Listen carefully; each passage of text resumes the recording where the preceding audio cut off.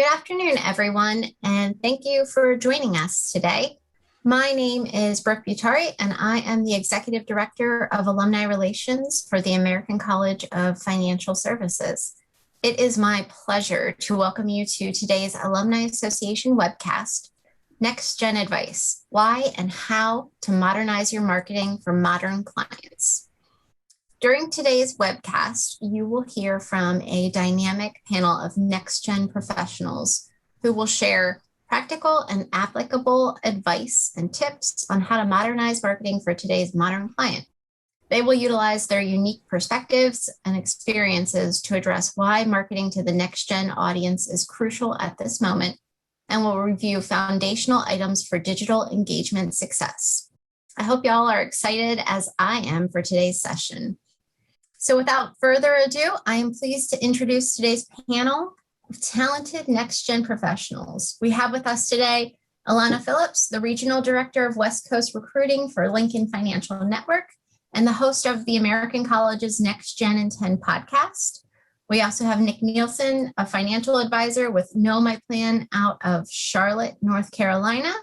And Corey Keating is also with us. He's the co-founder of MCO Advisors, a marketing firm designed to help financial advisors grow their business through demand gen marketing. Welcome, everyone. Thanks for having us. We're excited for this discussion. Yeah, Brooke, are we ready for our first poll to kick us off? Go ahead. You can take those slides down then, and we will go ahead and get all started with your poll.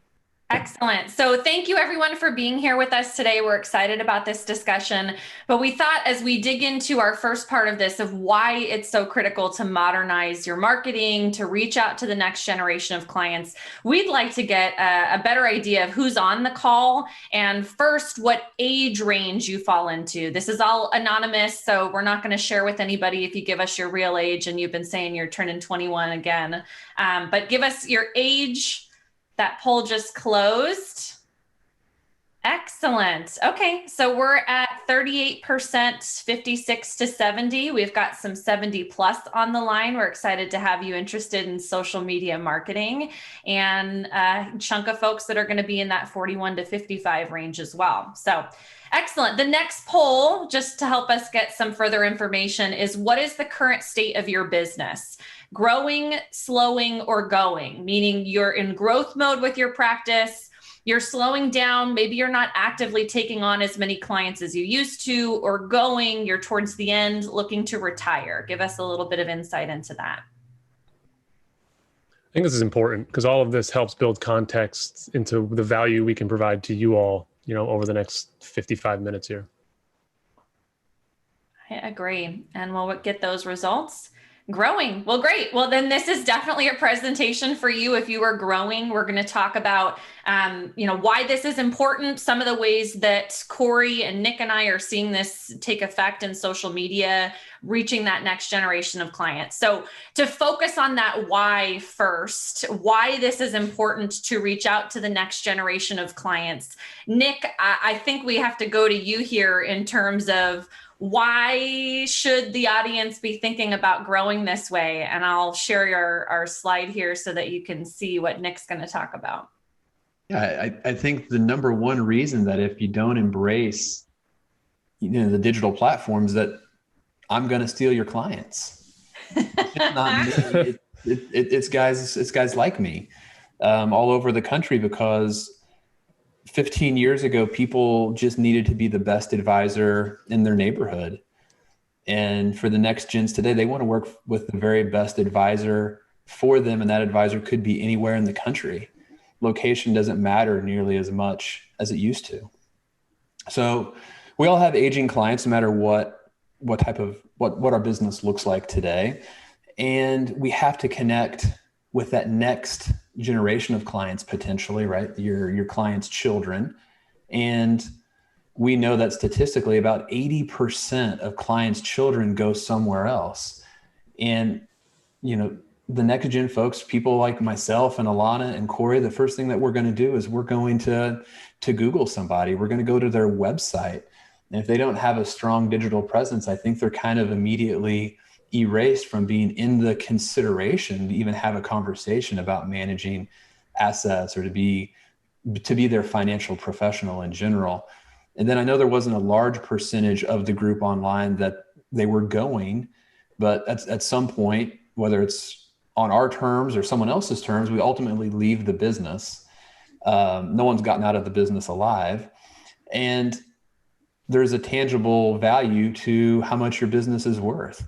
And if you don't have a process to attract and retain this next generation of clients, your business is just not as valuable as it could be. So let's just play this out a little bit. In my later innings of my career, why as an advisor do I really care about this? What do I like? I've had success. I've been successful. I'm still successful. Why do I care about this over the next 10 years? Okay, you're going to steal my clients. Maybe you might steal my clients' kids. What's the impact? Like, I'm asking this rhetorically for you guys, for you, Nick, specifically. Like, why should I care at this stage? I think ultimately people want their business to be valued as much as it possibly could be, right? And you don't want to just be hemorrhaging assets. You don't want to be losing 10% of your business every year to clients out the back door. You have to work so hard to get a client today that it's much easier just to retain clients through a pretty simple platform, really. All of us are so interconnected. Corey, Alana, we've talked with each other a number of times. I consider you guys friends. We've never met in person. Digital makes it so easy for us to connect in a very human way that feels natural. If I saw you guys on the street, it wouldn't be any different than seeing you, on a Zoom call. I just think it's so easy to connect. Why wouldn't you want to help those people and retain them as much as possible? Corey, I think it's an important question. I know as I talk to advisors, there's a little bit of that, and maybe for some of the folks on the call that are in that slowing or going phase, like, well, it doesn't matter. I've made my money over the years. I helped my clients. Why would I need to do this? And I think that's sort of wild. I literally have advisors say, I'm just going to die with the throttle in my hand. And that sounds crazy. You've spent all of these years of your life, every single day, building this incredible business, growing it to the point that it's something that you can sell, which I think a lot of advisors didn't know that's what they were building when they got into this as stockbrokers. So, you've built something, it's worth something, but the value of it is going to go down. That's one of those levers when they're looking at valuating practices. If the average age of your clients is over 70, then they're going to dock it, when they do that valuation, all those little levers in there. If you aren't on social media, if you don't have a website, all of those levers are going to take the valuation of your business down. It's not worth as much as it was. Why would you not want to take care of your clients, obviously, and make sure your planning work has, some generational influence, but also for yourself and your family to get the true value of that business? Yeah, I think that's a great summary for that question. I mean, I'm sure advisors on the call, on the video today, know the answer to that, but it's something that I like to bring up and talk about. I also think about the impact it has on servicing your existing clients, right? If you're hemorrhaging 10% of your revenue every year to clients leaving you or dying off in your practice, I mean, don't you think that 10% could be reinvested back into your practice in some capacity to better serve your existing client base? And I think you have a real opportunity to provide a better level of service to your best clients by keeping your revenue as high as possible and reinvesting back into your practice to provide your clients with a world-class experience. Agreed. I like it. So I know there's some questions, misconceptions about what next gen really means. So we want to spend a few minutes talking about this as well, since the next gen title is sort of ambiguous. But when we're talking about the next gen audience, this is really, Gen X, millennials, Gen X being 1965 to 1980 is when they're born. Millennials, 1981 to 1995. There's some discrepancies depending on where you look that up, but these are not 18-year-olds anymore. These are not kids coming out of college. These are folks that have professional careers. They have money. A lot of them are those Henrys. This millennial generation is now the largest generation. We're inheriting assets from the baby boomer generation. I think the numbers are now 30 trillion over the next 30 years that's getting passed on. So these are not kids. These are, experienced professionals that want advice, that need advice, and are willing to pay for it. But the advice may look a little bit different, maybe buying homes, having babies, these life events that you are giving advice around. So Corey, maybe you can talk a little bit about what we're seeing the next generation respond to, or what's important to them because of understanding who they are now.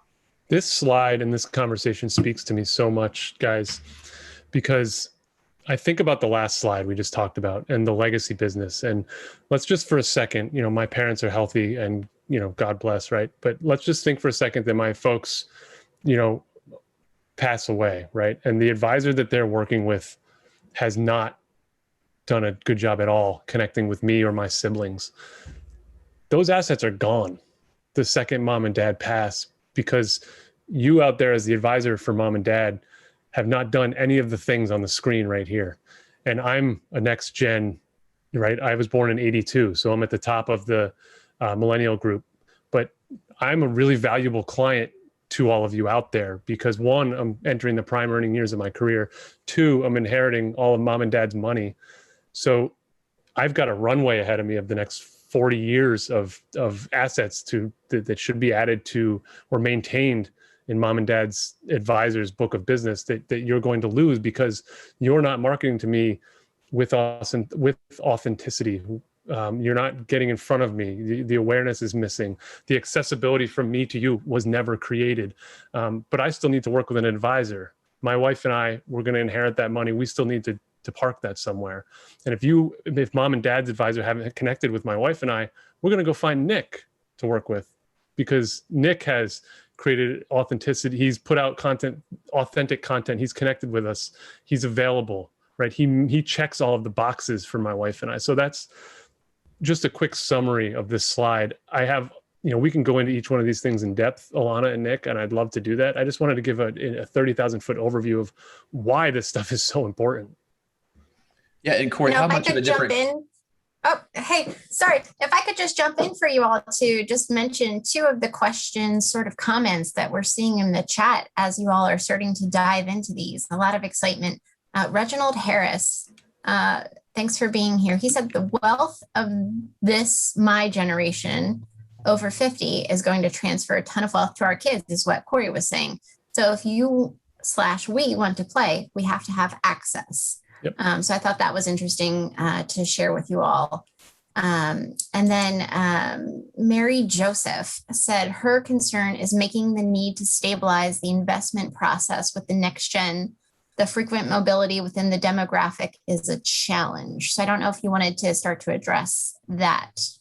Yeah, I would love to jump on that question there. They kind of both tie together. Corey, how different would the experience be of inheriting mom and dad's money if the advisor knew that you were the beneficiary today and they had proactively reached out to you and said, hey, Corey, this is Nick. I work with your folks. I just wanted to reach out to you and introduce myself. And would it be okay if I added you to my email list just to kind of keep you, whatever the case might be. There's all kinds of ways to introduce yourself, to connect with them. You might be the most valuable person in my book, and you may not even be a client yet. You're obviously asking that rhetorically, right? But the answer to that is that means the world to my wife and I. Mom and dad passed away. I don't need another headache.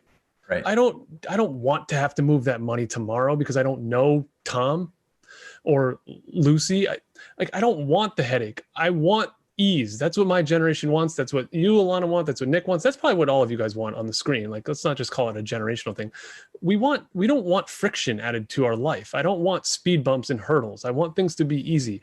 So if mom and dad's advisor has built a relationship with us, with my wife and I, and we're familiar with him or her, and there's a level of trust there. And, frankly, we just know who it is at a bare minimum, but at a greater scale, we're very comfortable and know mom and dad's advisor and what they're about and what kind of human they are. I mean, that's obviously very sticky, but the point is, mom and dad pass, I don't have to worry about that. I can worry about other things.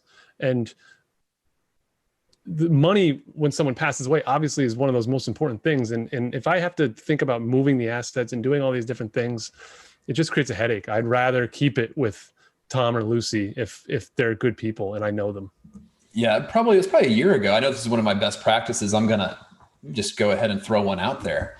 But an advisor asked me, well, how do I connect with my clients' kids? Or, who am I looking to connect with? I'm like, check out your beneficiary designation forms. Yeah, you've got the information already. And we're all out here. We all have social accounts. Like, we're not hiding from anybody. Just Google us. You can find us. Yeah, LinkedIn, whatever the case might be. It's not that hard to find people in 2021 and do so in an appropriate way where it doesn't feel awkward at all. That's a really good point. Let me pause you there. Like, if I got a message from mom and dad's advisor tomorrow on LinkedIn, like literally LinkedIn messaging, hey, Corey, just wanted to touch base. I didn't know if you knew or not. I'm your mom and dad's financial advisor. I just wanted to simply introduce myself. I hope all is well. I might reach out down the road and see if you and your wife, Jessica, want to catch up at any point, but otherwise, cheers. Happy to make the connection and introduction. That means the world to me. Yeah. That if I can help you out in any way. Either, Corey. That's not a big thing. You didn't have to do a bunch of research on millennials and what they like. You didn't have to slide into their DMs or text them, right? It's just a simple, it could be a postcard. It could be a phone call. It could be a LinkedIn message. It does not have to be a big to-do to just make a simple connection with them. Mm-hmm. And Mary's question, I think, kind of ties in with this about the demographic, the mobility issue, right? I just don't think the majority of clients that I work with personally care where I'm located, because I work with clients all over the country. That just hasn't been an issue. And I know there's professionals that I work with, whether I've never met my property and casualty agent. I don't see my CPA anymore in person. I'll never see him in person again, I don't think. These are professionals that I trust. We can work together through Zoom or whatever the case might be. I think we just have to change our mindset. I think that's on the advisor, that it's too hard to work with people that are in a different area. I think the average person like us would much rather get on a Zoom call than get dressed up and drive 30 minutes across town for a 30-minute meeting. Times 1,000. Yeah. Mm-hmm, for real. Nick, I almost read Mary's question, and maybe I'm thinking about this differently about the millennial generation. We change jobs more frequently, right? We're more mobile in terms of what we're doing for our careers. It's not just go to the one job. When you go to retire, you go to HR and you say, I'll have one pension, please. And then that's it, right? So the complexities in planning for the younger generation because of that are probably greater, right? If you are changing jobs and you have different retirement plans, different accounts that you're having to keep track of. But hopefully that actually makes it easier for you as an advisor to provide value to them and to charge for that advice and to charge for the time that you're spending in providing value to them. I don't think I use the word probably. I don't think it's probably, it is, right? I've changed jobs. Let's just say you're 45, you've changed jobs 6 times. There's a 401k with some money in it that you didn't pull. There's something going on. And it just gives you that opportunity as an advisor to say, let's just make sure all the boxes are checked and the house is in order. Yeah. Beneficiary designations. I mean, there's tons of ways that advisors can add, life happens. You got an ex-spouse on there as a beneficiary from job number 1 that was 6 jobs ago. Tons of value add. So yeah. And I'm going to selfishly jump in here. I see you guys connecting with me on LinkedIn. So I'm going to selfishly plug that if anyone's watching and wants to connect on LinkedIn, please go find me. I'll second that. Come find all of us. I know we're going to talk about ideas that we have for you on social media, and it's all stuff that we've tried. So you can go steal our ideas, follow what we do. And it looks like we got a yes from Mary that we hit the answer to that. So just the marketer in me. I can't help it. Sorry. Yeah. No. Keep the questions coming, because we'd rather answer your questions than go through information that we think you want to hear. Agreed. So keep the questions coming. We're so excited to hear what questions you have for us today. I love it. I'm going to move us forward for the sake of time, and please keep the questions coming. But talking about some of the foundational pieces of your social media presence, what you're doing online, and we're using that term broadly, right? This could be website, this could be LinkedIn, Facebook, Twitter, any of those platforms, you're going to see some bang for your buck depending on who your audience is. And Nick, can you just for a minute talk to us a little bit about this concept of building an avatar where you identify your audience so you know who you're trying to reach with your content, and then I'll get into the LinkedIn stuff? Yeah, absolutely. So in my mind, I've created this avatar, this family. The wife is 38, the husband is 42. They drive a minivan. They have 3 kids. Life is super busy. They're flying around a million miles an hour. They're running through the Chick-fil-A, and they're trying to get that Chick-fil-A, those nuggets scarfed down just in time to make it to baseball practice.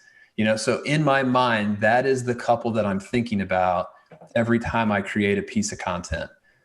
They're busy. They don't want some long, crazy explanation. I'm trying to make the complex simple for them and give them some digestible financial planning nuggets to go with. That's why I like your stuff so much. It's targeting you, Corey. Yeah. Yeah. He says as he eats his Chick-fil-A nuggets in the background. So I appreciate that, Nick. And I can see your content on LinkedIn that you have that avatar in mind all the time, right? So when we talk about the foundation of your digital presence, the same way, hopefully you have an ideal client profile of some sort, you should have an avatar that you're creating content for, that you're answering questions for, you're providing value. And it should be folks you're talking to normally, right? Here's the questions that they're asking me, and this is what I'm going to put out to that avatar because they want to know. I spend a lot of time on LinkedIn, so I want to share a couple pieces about LinkedIn. This is an hour-long training typically to go through just LinkedIn and what you can do on LinkedIn in terms of your marketing. But if you hear nothing else today about LinkedIn and you're going to go out and do something, there's 740 million users on LinkedIn right now. Only 3 million of them are putting out content on a regular basis. So do you think there's a little bit of an opportunity there? Probably so. And when you think about what you should do today, because it's daunting, as we're going to give you some ideas around content, it's daunting to create content. If you do nothing else, you don't have to be an expert in this marketing, but you should be using your profile as a billboard. And I was looking up before this presentation, billboards cost $2,000 to $15,000 per month. At least that was for California. This is a free billboard for you. Any of your social media presence, but specifically LinkedIn, where there's a very high conversion rate. It's 3 times that of Twitter, Facebook, Google Ads. Have that billboard complete, meaning you've got a profile picture. It is not from 1992. It's something that is modern and looks like you. That billboard should be standing all the time as passive marketing for you. And Corey and Nick and I are on LinkedIn. We see advisors that we want to work with based on this billboard, based on using their space that they have there to say, hey, I work with next gen professionals to help make money more understandable. I work with tech nerds who have RSUs. I work with the family going through the Chick-fil-A drive-through on their way to baseball practice, right? All of those things you can have as a billboard for yourself, and it's free on LinkedIn. So if you are scared to do anything else that we talked about, start with that foundation in your social media to have a complete profile. Your picture is going to get you 14 times more views, and it will always be a passive marketing place for you. If I pause you for a sec, Alana, will that screw you up at all? No. All right. Sorry, I interrupted. No, go for it. You just touched on something, right? Yeah. A billboard, a real billboard is an interruption. It's an advertisement interrupting your view of something on the highway, right? It's an interruption. You're not viewing a billboard with any intention other than either this catches me or not, and I'm going 80 miles an hour right by it. If someone goes to your LinkedIn profile page, the intention is to do due diligence on you. So that is one, the intention is there. It's not an interruption anymore. You actually went somewhere on purpose to do something. And then the second part of it is the LinkedIn profile is quite frankly replacing your website at this point. And I know we're going to get into website in a second, but if you have a really good LinkedIn profile, there should be more there and more value there than on your website. And I say that because your LinkedIn profile tells a story about who you are, what you do. It has all the different links. It shows community engagement. It says a lot about who you are and what you're about. And it shares your personality to the world. And it's not an interruption. It's not an advertisement. It's people view that with intent of due diligence. And that is a real important distinction. Yeah, Corey, you kind of hit on, we've got some questions that are coming in about this too.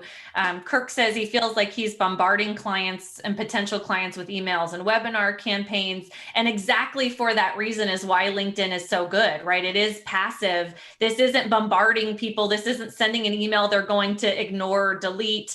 It is a passive billboard that people can come and see who you are and what you're about. And I think the younger generation likes that. We're always checking things out online. Nick said it earlier, right? We're going to Google someone first thing, and I'm going to go look at their LinkedIn. And that LinkedIn should be a billboard of who they are, how they help them, and what's important to them. And it's not a bombardment or a disruption. I think of it like pre-COVID, right? And hopefully as we come out of this thing, when you and your family are walking down, Church Street in whatever city, I'm from Burlington, Vermont, so I like to use that as my example, but you're walking down with your family, you're not sure which restaurant you want to go in. You stop in front of a restaurant that looks awesome and you look at the menu on the glass window. Then you and your family make a decision whether you're going to go in or not, or move on. That to me is your LinkedIn page. I can see your menu. I can see what you're about. I can see what you offer. I can see your flavor. Now I'm going to make a decision how I want to engage with you or not. You know what's a deal breaker for me? I'm just going to put this in on what not to do. I'm just going to throw it out here because I may forget it later. Skipping ahead, Nick. It's the blue LinkedIn banner. Whew. Yeah, it's just empty space. Why would you buy a whole billboard for $1,000 a month and then not use all the space on it? Just throwing that out there. I'm going to jump in here for you all. You all generated a lot of conversation about the family contact here, and lots.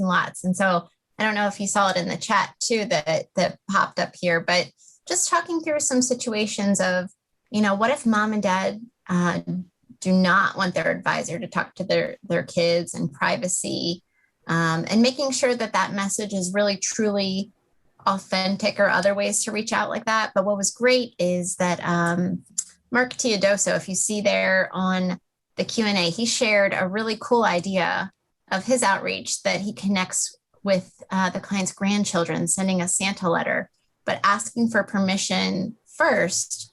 95% of folks saying yes, and more than 50% of them have become IRA 529 TOD clients. So that's awesome work, Mark. But if you could jump in and share about that, because on the flip side, Pam is someone who is not able to do that LinkedIn outreach because their hands are tied as far as compliance issues. So if you guys could talk a little bit about that here before moving on. Corey. I just want to say great job with the Santa thing. That's awesome, Mark. Well done. That's a good, we'll get into it. I know, but we've got a couple questions about what content could look like. This is why for Pam, and I hear this a lot from advisors, compliance being an issue. Corey, I'm sure you do as well with what you're doing with advisors, but that's why you should always be able to have a static LinkedIn page. That's why I refer to it as a billboard, because compliance wants to know it's there. Maybe you aren't going to use all these other features that we're talking about, but if nothing else, that billboard needs to be pristine and passively available. Yeah, I mean, I don't again, use the restaurant example. What are you going to put boards on the wall and close up shop and then hope people come in for business? You at least need to have the place needs to be open. I don't care if you can or can't DM. That's not the game changer. The game changer is whether or not people can get a flavor for what you're about. So whenever we onboard a new client, I always say something to the effect of, generally we love to reach out to your beneficiaries and just introduce ourselves in case something were to happen to you.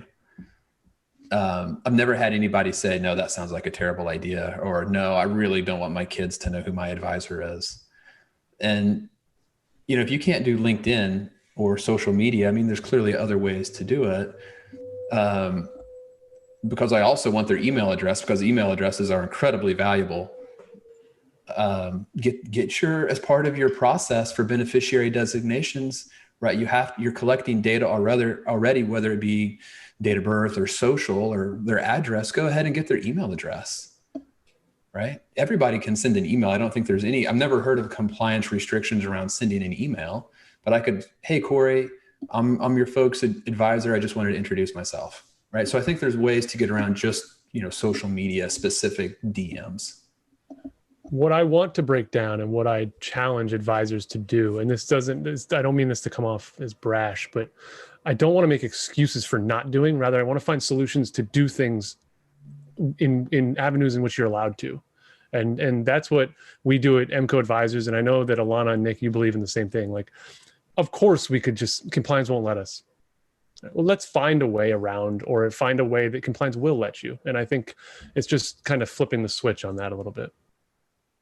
Agreed. Usually it's just asking the question, what can I and can't I do? And I know I've talked to folks, especially the past year, as they've realized they need to get digital. I've said, go to your compliance team and ask them that question, right? And there's a lot of firms that were pretty closed off to what you couldn't do on social media. And they have opened it up. Here's what you can do. You can post personal pictures of you and your dog. You can talk about, what you had for breakfast this morning. There's a lot of stuff that you can do if you just ask that question. It shouldn't become an excuse. And let's even say your broker dealer was so restrictive that you couldn't DM, you couldn't email, but if you got physical addresses, you could send a picture of you and your dog on a postcard, and on the back say, hey, Alana, just wanted to let you know, I work with your parents. They're awesome. If there's anything I can do to help, feel free to reach out. Sign your name, done. There's always, you start with the end in mind. I want to have a relationship with Alana or with Corey. Let's figure out a way to make it happen. There was also a question, it may have escaped for a second, but there was a question about confidentiality. We lose him? I can hear you guys. Can you still hear me? Yep. We see your logo. Yeah, we hear you. Okay. There was a question about confidentiality in family meetings.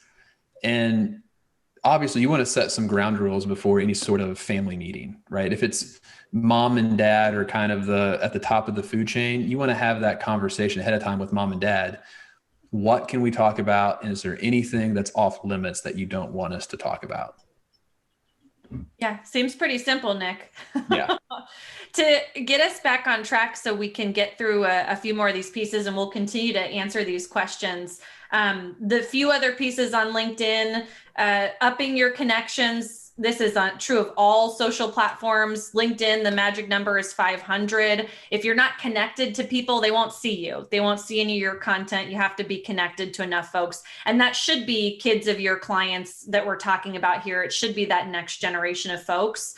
If you're able to participate in social media, comment, post, share things that you think are going to be interesting to that avatar that Nick mentioned. And it should all be authentic, real content. We're going to give you some what not to do's in a minute. But Corey, I have to ask you, because I know you love this question about websites as we pivot that direction. Do I need a website if I'm a financial advisor? Yeah. I mean, not having one would be foolish because think of doing due diligence, guys. Like, use yourself as the example. Like, you Google people, you type people in, like you type them into the search, and the more stuff that comes up that can provide anecdotal evidence that you're real and you are who you say you are, and you have an established business in place and a personality, the better. So yeah, you need a website. And your website does not need to have, like, we can get into all this down the road if we want. I just don't want to take up too much time, but your website should not replicate CNBC.com and, Money Magazine. Like, let the news networks and the Yahoo Finance do their thing. You don't need S&P 500 ticker symbols on your website. It's friction. It's a total waste of time. But yes, you do need a website. Nick, do we need to be good at every single one of these platforms? I know you've got a few platforms that you use. We were just talking about this ahead of this. I did a little Instagram live. If you guys just go check me out on Instagram, Broker Dealer Breakup Artist. But Nick, you're not on Instagram, so it must not be necessary to use every single one of these different social media platforms. I think, first of all, a couple of things you want to think about. One, keep your avatar in mind. Where are they at? That's going to be different for everybody. Secondly, figure out the type of content that you want to create and what platform kind of do they intersect on? You know, because I think I like doing my drawings and stuff like that. That works really well on LinkedIn as people are scrolling through, they kind of see it. And as like a billboard, they kind of stop for a second and maybe I draw them in that way. But I would focus on one, try to be really good at one and then branch out from there. But I would think, you know, where are my clients currently? And then kind of the hockey analogy, where do we think they're going, whether that be TikTok or Instagram. There's other platforms maybe that Corey knows more about, but focus where they're at today and spend 85% of your resources and energy on that. And then maybe divest 10 to 15% where you're investing towards the future of where you think people are going. Yeah, good. Yeah. If we wanted to know, I guess, where folks are, which platforms they're on, I'm assuming we can just Google, and Google's going to tell us that most of the baby boomers are on Facebook, and millennials and Gen X are on LinkedIn and Instagram, and younger than that's on TikTok. So I can anticipate that question from an advisor already, that this is probably a Google search for you to be able to figure out which platform is best for your avatar. If you're watching this and finding value in what we're saying, and you find yourself relating to the content we're talking about, I will tell you less is more, because the number one thing that we find when we talk to advisors is they've got a bulleted list, a shopping list of stuff they want to do. And when you've got 11 things on there, you're not going to do any of them well. Like, let's just cut this thing down and do 2 or 3 things really well and get comfortable with it and go from there. You know, one of the questions that popped up for you all was about business social media presence versus the personal social media presence. And I know we've talked about that too. So would love to hear you all comment on that one, as well as Facebook ads and LinkedIn ads and paid content on social as well, if you could address that. Corey, I can see you've got an opinion bubbling beneath the surface here. So you start out. Look, I think this industry has done a fantastic job over the last 60 years of hiding behind the brand. And what I mean by that is, like, us professionals, the humans, have hid behind the overarching brand that we work at and let the brand do all the talking. And what's changed and is going to continue to change at rapid speed is that it's the brand of the human that we want to do business with. I want to work with Alana. I want to work with Nick. I couldn't even, like, Alana, no offense, I don't want to work with your firm. I want to work with you. If you go to a different firm, I'm following you there. Nick, it's not that I am in love with Know My Plan. It's that I'm in love with you. If you go somewhere else, I'm following you there. And that's the game. And hiding behind the brand is not the way to promote yourself. Now, that said, I'm not saying don't use the brand as another avenue of promotion. I think the brand should also be promoting itself, but make sure you're promoting yourself ahead of that. People still do business with people. Always. Well, we want to know who we're doing business with. I think that's the things that's changed a lot over the years, and especially in this industry.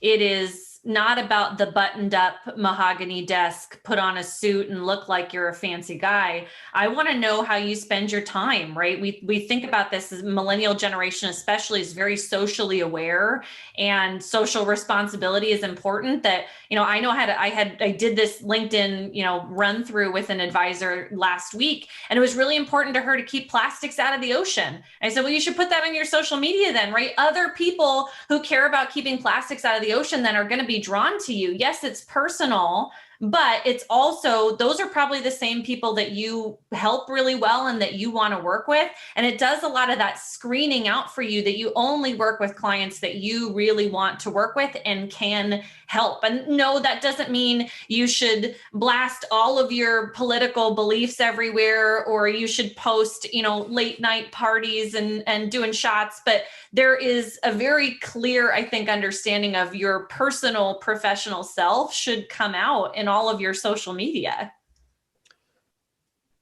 I agree.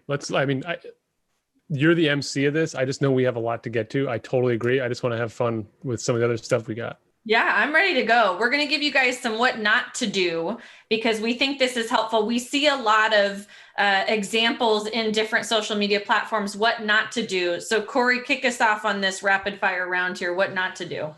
My biggest thing with all of this, the overarching kind of theme with everything that I talk about is, are you proud? Are you proud of your website? Are you proud of your LinkedIn page? Are you proud of the brand you've created? When you see, whether you're a grandfather, a grandmother, or a parent, whatever, you're at a soccer game and another parent comes up and asks what you do, and you tell them, and they want to check you out. Are you proud? Are you saying, visit me at knowmyplan.com? And you're proud, or you're saying, bear with me, the site needs a lot of work. I haven't touched it in 15 years. There's a big difference there. And I want you guys to all be proud of the content and the platforms that you're on. What not to do, 80s glamour shots, right? If your profile picture is from 1987, like, it's time for an update. Yeah, what not to do, pixelated images. I keep seeing this on posts where, like, you didn't pick an image that's going to be a good quality image to share. Don't do that. Corey, what else? I mean, canned content. Can we just call that out for a moment? Like, when I see that you, Alana, you, Nick, you, Brooke, and myself all posted the same thing, like, it's probably not going to go very far. Yeah, you get 100 of the same folks from the same firm posting the same pre-approved canned content. It doesn't work. So don't waste your time on it. Same with market updates and stuff like that I keep seeing advisors post. Nobody wants to see that. That's why they have you as an advisor. They don't want to read through that market update. Lighthouses, sailboats, couples holding hands. Guys, create for them, not for you. Like, create stuff they want to consume. Don't create stuff that you think they want to consume or that you want to consume. Posting articles that you didn't read, that's a no. I see that a lot. There's a link to an article. You didn't say anything about what the article says, and we know you didn't read it. If you don't want to read it, then your audience doesn't want to read it for sure. This is one of my favorites. You ask, like, I put a 5-minute video out and it didn't get any engagement. But you know what? I don't even like watching my own videos. Retirement calculators, glossaries. What about your bio is the same as every advisor, that you're a comprehensive wealth planner and you fiduciary. You what? Fiduciary. You're a fiduciary. Yeah. Fee only. Comprehensive. Yep. I'll tell you what really irritates me is if I look at someone's profile on LinkedIn, which is the best billboard on earth, but you can't figure out how to contact them, right? No email address, no phone number. Like, you should have that as like your top line on your About Me section. Like, don't make people have to click through and read to figure out how to contact you. How about stop asking, start adding, give me something of value. Stop asking me for my time. Right. The automated DM asking you, right away, not happening. I don't know you. Right. LinkedIn invitation request without a message. You have no idea who the person is or why they want to connect with you. Or we had a couple shared connections. I just wanted to connect with you. Yeah. I live in Philadelphia also. Cool. I see we're both in finance. Yeah. Oh man. All right. What I want to give people more value instead of tell them what to stop doing. Well, hopefully this, I saw an ouch in the chat there that some of it is resonating, and it's not meant to be disparaging. It's tongue in cheek. Yeah. Yeah. It is tongue in cheek so that you can go, okay, that doesn't work. So how do I fix it? Right. Both of these mistakes we've made at some point. Oh right? Yeah. 100%. My 80s glamour shot was up there up until a week ago. And then we started prepping for this. And I said, well, there it's coming down. Daniel, I see that message just come in, and that's probably one of the most common questions that we get. There's no perfect way to DM somebody. You're cold calling. So my advice to you is, make a connection and make sure that what you're putting out into the feed has value, so that when it does come time that you feel like you want to reach out and ask somebody something, you've been giving them something of value for long enough. Like, you connecting with me and then asking me for my time is never going to work. Yeah, I think Jesse has a great question there about what is the best way to connect with someone on LinkedIn if you target a specific niche. I mean, having a niche or avatar, whatever you want to call it, makes that whole thing a lot easier. I work with, employees at XYZ company. They just announced they had a Roth 401k. I just wanted to share with you a paper that I wrote about on the differences between a Roth IRA versus a Roth 401k versus traditional 401ks. Thought it might be of help to you or somebody you work with, right? So you want to add value. You don't want to ask anybody for anything that you don't know. Daniel, I want to just add a little bit more for you. I agree with you, Nick. You asked the best way to message people on LinkedIn. Like the best one I got recently was a total stranger who likely wants to sell me something, but hasn't asked to sell me anything, and went to my profile, found out where I was from or where I live, and knew enough about me to add context. He was like, coming down the home stretch of the NBA season. I know you're a Sixers fan. I'm not, but I'll be pulling for the Sixers. If you ever need any sort of, it was CTO, technical help, just know I'm here. I loved that message because he didn't ask for anything and he was just saying hi, but he made it so relevant that I couldn't ignore it. So Corey, how about when I reached out to you to do this webcast? Yeah, absolutely. A great opportunity to collaborate. Yeah. I just want to jump back in case it got pushed up on the chat for you all. One of the questions that someone had asked about putting things out on their profile, do you put your services with the price, like the fee right out there on your LinkedIn, or just the calendar invite? Like how much do you put out there to disclose what you're looking for? So I think your price should be on your website, yes, but I wouldn't be sending people a calendar link with my pricing on it. I would let them go ahead and set their own appointment. I don't try to solicit appointments. I create great content and people find me. Build it and they will come, I think, is sort of the social media analogy to think about. This doesn't always have to be active outreach. And Nick, I know you don't make calls or direct message to get business, and people do just come to you when you put out valuable content and you do it consistently and you're connected with the right people. All the sort of items start to build on each other that we've talked about so far. This is really mapping your own behavior. Like when you guys go to buy a car, how annoying is it when you go to the site and it won't give you the exact price and you have to enter in all this information, and then the next day you're blown up because everyone wants to call you to follow that lead? Like that's annoying. Just tell me the car is $32,000. So to answer Nick's question, I love it. Put your price on the website. You have nothing to hide from. There's no reason to hide from that. And if there is, then I think you need to reevaluate how you're charging clients. But I have not seen pricing on a LinkedIn page. I think that is probably too much in my opinion, because I think you have to add context to it that you probably can't do on a LinkedIn page. And LinkedIn should drive people to your website. That is one of the top places that drives traffic to your website. So it's a teaser, it's a billboard that gets them to go to your website and set an appointment with you. But to Nick's point, that website and your contact information does need to be visible. It should be readily available. Eliminate friction at all costs. Mm-hmm. Well, yeah, and eliminating friction, I'll tell you that someone had asked about any concern with alienating people by getting into socially conscious activities. So was that Angela? I saw that comment. Yeah, that one.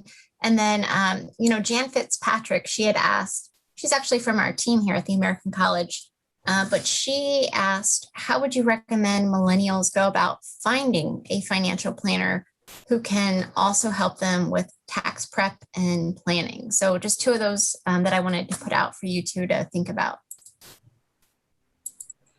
If you get on LinkedIn, it's not going to take you very long to, maybe find the right person. I think sometimes that LinkedIn is 80% financial planners. So hopefully any person who holds himself out as a financial planner is talking about taxes, whether that's done in-house or referred out. There's all, you can use the CFP website. I've been a CFP for over a decade. I've never had one person ever reach out to me or any other CFP that I know, from the CFP website. So, I mean, there's tons of avenues to do it, but, most people still, they ask friends and family, or they get on Google, and if they're an engineer, they're going to type in financial planner for engineers.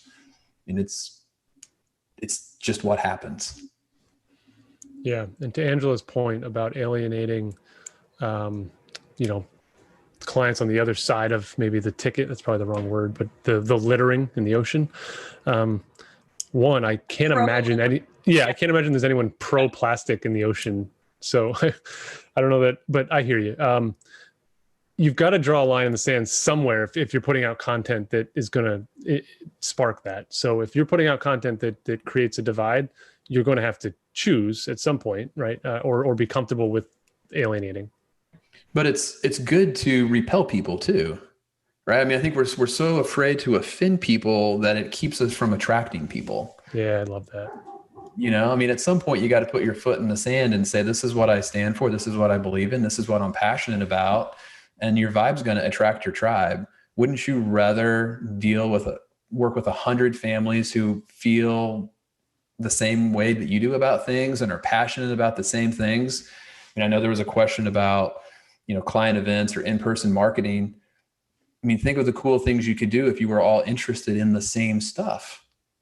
So let your vibe attract your tribe. You don't want to do it in a mean way, but the goal of marketing is to repel 98% of the population so you can hone in on that 1% to 2% of the market that's actually your niche or ideal client. Yeah, it seems kind of silly when you think about if it really is something that you're very passionate about, whatever that issue is, would you want to work with people that feel the opposite about littering in the ocean? Like, wouldn't your service is going to change. The depth of that relationship is going to change. You do want to repel the people that think completely different than you. And then the competition gets easier, right? It's the blue ocean strategy, right? When we all think we're competing all for the same clients, we're in this red ocean where it's bloody and competitive. But when you start to isolate, here's the folks I gravitate towards, here's the content and value that they need from me, and they're going to come to me. Now you've got a beautiful blue ocean that you can swim in, and you're not worried about Nick stealing your clients because you know exactly who your clients are. I think Gabriella has a great comment there about actually differentiating yourself. One of the hardest things for consumers is to figure out what makes all of these financial professionals different. That's how you do it right there. Mm-hmm. You got to put yourself out there a little bit. You do. I know we had planned, we've got a few more minutes of our time here. We planned to share some content ideas. Nick and Corey, you have the winning content idea that somebody can take and go put into practice right now? I mean, my big thing for everybody, just on a general rule of thumb, is please make sure you have your pillar content established. And when I say that, I mean, is there a place someone can go to find out who you are, what you're about, why you do it? And I'm not just talking 1,200 words in a bio. Is there a video that says, "Hi, my name's Corey, da da da da da," and having those 4 pieces of pillar content on your LinkedIn page or on your YouTube page or wherever that is. I think that's necessary. And I am leaning heavy into YouTube. That's a whole separate conversation we could have on another episode here, but make sure you have your pillar content established so that when someone Googles Corey Keating, they can find out who I am, what I do, and why I do it. Yeah. Building off that, what are the questions you get asked the most, right? You have to be rock solid in that. And eventually, I think the goal would be kind of build your triangle. The triangle is the strongest shape. 3 things. Try to get to the point where you're great at 3 things. Maybe that's LinkedIn, email marketing, and a YouTube channel. LinkedIn, write a book, email sequencing, whatever the case might be. Start with 1, get really good, and keep trying to move the ball forward. Get 3 things that you're really strong at. You don't want to be dependent upon just one marketing strategy or one way to connect with people. I like it. Good stuff. I think one of the things when advisors tell me they're scared to start doing this, it is, Corey, similar to what you were saying. Well, then just do a post about why you get up in the morning and help your clients every day, right? Just do a quick video bio. How did you get into becoming a financial professional, and who is it that you serve? Why does that resonate with you? You could do an introduction to just your team, what each of them does to support your clients and them as people versus them as these behind the scenes, behind the curtain, you never see them. Like, it's really easy to just start there. Those should be comfortable and familiar things.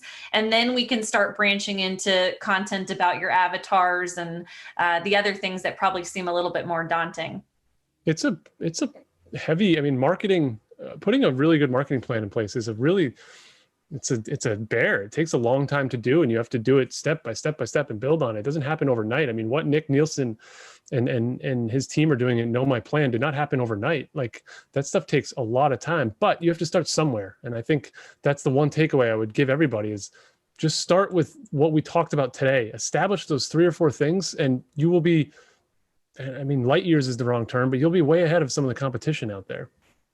And there's no shortcuts. I mean, I think there was one question or comment about, some services out there with leads. There's no shortcuts. The leads don't work. Don't buy leads. them. I have to go. Yeah. The leads don't work. If the leads were that valuable, they'd keep them for themselves and those people would become their clients. There are no shortcuts. You got to do it the hard way. Start with the end in mind. You can't get to the end unless you start. You just got to take the first step. It's going to be painful. You're going to have to go through the valleys to get to where you want to go from a marketing standpoint. You're going to make mistakes along the way. You're going to set money on fire, but that is all part of the learning curve. Yep. You're going to have to figure out what works for you. It's a lot of fun, guys. We could do this again. Yeah. Brooke, do we have any questions in our last couple minutes here that we can answer? I think the chat disappeared for me. Yeah, the only questions that people really came back to and really wanted to talk a little bit more, were really those approaches with the families and generational beliefs and how it could complicate things and the transition. So it seemed like people really had a lot of questions with that. And, then there's the jealousy issue too. Let's say there's one sibling that's favored more than another, and mom and dad want to give more wealth to one than the other. So just delicately working through those areas and best advice that you guys have to offer around those relationships. Yeah, so I've worked with several of those, and I will say that those situations don't get better by avoiding them and waiting until mom and dad pass away. And I've told mom and dad the situations where let's bring everybody together, let's get it all out on the table, and you can let me be the bad guy. And I'll be the one who delivers the message on what's going to happen when mom and dad pass away. And if they want to be mad at somebody at Christmas or Thanksgiving, they can be mad at me, and you can just be the parents, right? If there's that big of issues, maybe a corporate trustee needs to be involved, and let them be mad at the corporate trustee and not mad at mom and dad. But at the end of the day, that's mom and dad's money. However they want to handle it, that's how it's going to get handled. And things just aren't going to magically get better by not addressing the issue. You just got to dive in. I really like that. That's good. All the more reason for them to have a financial advisor, know their children, and be able to help with those conversations too, that you as a financial professional should take the initiative in that. This is something that you provide as value to help that transition and those conversations go smoother. I've had clients that I've encouraged them, and I keep it in my CRM. I have them write a love letter, and that's what I call it. And if there's a situation where both kids don't get the same amount, I have them write out a letter that details why. You're only getting 40% instead of 50% because I paid for all of your college education. When you needed that first house, I was there for you. I put that $100,000 down, or whatever the case might be. Just spell it out. And a lot of times that just helps clear the air, and the kids understand the why. And it's really easy to be the cool financial planner when everything's going great. And when we're in the greatest bull market the world's ever seen, it's really cool to be a financial planner, but people will respect you if you have the hard conversations. Mm-hmm. They may not like you, but they will respect you. I think that sums it up best, Nick, to try to wrap this thing up to, always have those conversations, never deviate from the truth, and stay authentic in those relationships. Can't go wrong with that, Brooke. Thanks for attending, guys. Yeah. So with that said, we're going to wrap this up here today. Alana, if you want to pull up that last slide there, one of the last 3 slides for the podcast. On behalf of the American College Alumni Association, we just want to thank everyone again for attending today's presentation. A very special thanks to Alana, Nick, and Corey. And we all hope that you found today's information, discussion, useful and applicable. Before we conclude, just want to remind everyone the college's Next Gen in 10 podcast is hosted by our own Alana Phillips. Short, sweet, under 10 minutes long. And there are some more of these thought-provoking content and connections to the next generation of financial professionals in this podcast. So you can find it online on that website there at the bottom of the screen, theamericancollege.edu/podcasts, or on your iTunes, right? And we would go ahead, yeah, sell it, Alana. And then it's that time of year again. The American College is accepting nominations for its 2021 Next Gen Financial Services Professional Award. This award honors young professionals who have made a significant impact in the financial services industry.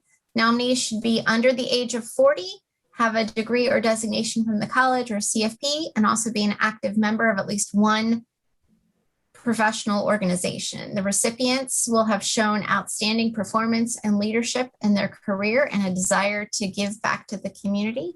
So you can click that link there or go to the website, alumni.theamericancollege.edu/nextgen award, or that direct link will take you right to the form. So nominate your peers, nominate your friends, nominate your colleagues, nominate a contact that you want to connect with and build your network out. Am I right, guys? That would be a great LinkedIn message to get. Nick would get a message from me saying, Nick, I want to nominate you for this Financial Services Professional Award. Can we be friends? That would absolutely work. Absolutely. Absolutely. And as we cut away, we'll leave the final slide up here. I know so many of you want to connect with Nick and Alana and Corey. We strongly encourage everyone who attended today to share their feedback and reach out to everyone individually. We've got Instas up here. We've got LinkedIns. We've got websites. Please connect. And we want to thank you all once more for attending, and have a wonderful afternoon. Thank you, guys. Come see us on LinkedIn.